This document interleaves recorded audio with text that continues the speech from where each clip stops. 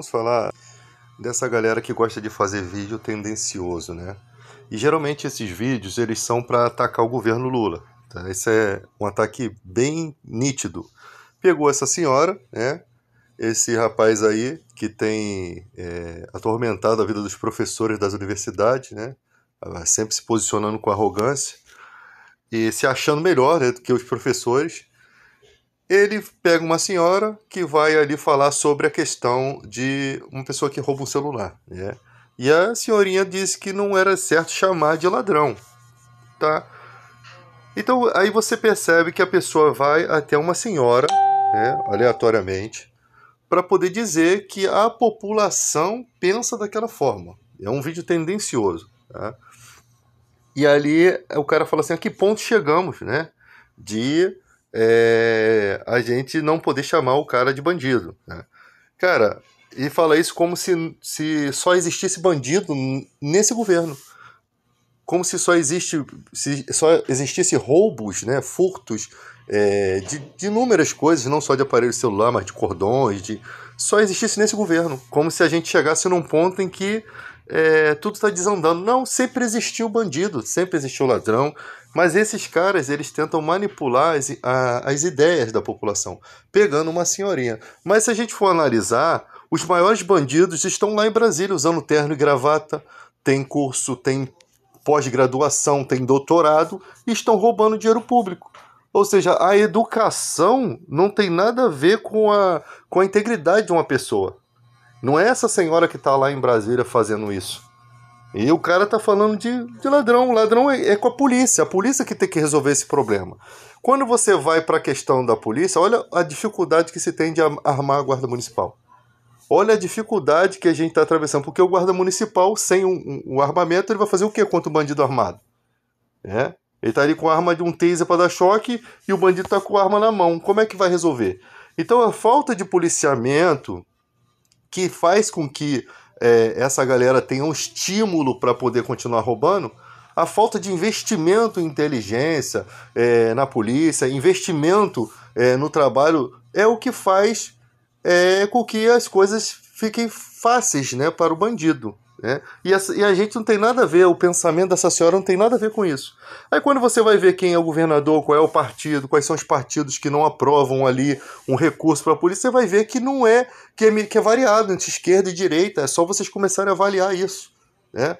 Mas aí esses caras se preocupam com isso, mas quando tinha políticos fazendo menção a Hitler, né? O cara lá falou o discurso do publicitário lá de Hitler todinho, foi exonerado, lógico. O outro fez gesto de supremacia lá do nazismo. Isso daí não é importante para eles falar. Isso daí que é uma coisa triste, não é importante falar, né? Outra questão, como é que lá na época lá, o Bolsonaro trazia lá os israelenses, né? Os bombeiros israelenses para ajudar lá em Brumadinho. E aqui ele é um cara que tem uma admiração por Hitler. Eu não sei que tipo de loucura é que o cara vai ter admiração por um cara que fez inúmeras maldades, né, com o povo judeu, e ao mesmo tempo estava tentando se conectar com o povo judeu. E aqui no Brasil trouxeram aí a neta de um desses caras aí, que é o carrasco lá do Hitler, e estenderam o tapete vermelho para ela aqui. E o pessoal do Museu do Holocausto surtou, né? Por quê? Porque não se recebe um país onde o governante está tentando se aproximar de Israel, e a gente sabe que ali tinha ideias, né, em questão lá dos israelitas lá, né, os americanos tentando sempre colocar os pontos lá em Jerusalém, né, dos diplomatas deles lá, e ninguém falava nada. Tipo assim, e o Museu do Holocausto, a galera lá surtando com essa situação do Brasil ter recebido essa pessoa aqui, né? Esse tipo de pessoa não se recebe num país que tem alguma aproximação com Israel. Porque aí você está recebendo uma neta de um cara que foi ligado a um cara que fez maldade ao povo judeu. Então as coisas não batem.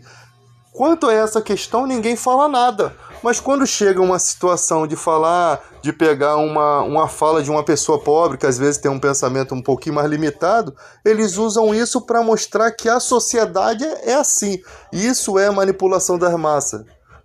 Isso é para aguçar os apoiadores deles. Olha, tá vendo? Aqui, ó, as pessoas pensam dessa forma. É por isso que a gente não pode deixar essa esquerda no poder. Porque tudo é assim. A esquerda pensa dessa forma. Olha as universidades. Aí o cara faz um apanhado, né, de besteiras que as pessoas fazem na faculdade. Olha, isso aqui é o que a esquerda quer transformar o país dessa forma. É sempre assim. É uma construção de uma coisa ruim que só tem na mente deles, só tem de um lado da moeda. Sendo que quando a gente vê todas as faces da moeda, é todo mundo metido em um monte de treta. Tanto gente de esquerda quanto gente de direita.